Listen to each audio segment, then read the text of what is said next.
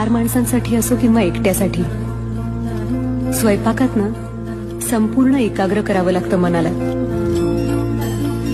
एका माणसाचं जेवण बनवायला तेवढीच मेहनत लागते जितकी 40 माणसांच्या स्वयंपाकाला.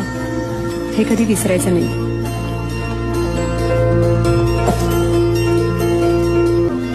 स्वयंपाक करणं म्हणजे काय? आपल्यातलं काहीतरी काढून त्या पदार्थाला देणं. तुम्ही काय द्याल तुमच्या भाजीला, तुमच्या आमटीला? मी ना माझ्या मनातलं सगळं सांगते माझ्या पदार्थांना. ते समजून घेतात आपल्याला आणि मग चव येते त्यांना. चांगल्या पदार्थाची पहिली खूण असते त्याचा वास. कधीतरी पोपट खालूनच विचारतो मला, ताई मोदकाचं सारण बनवताय काय?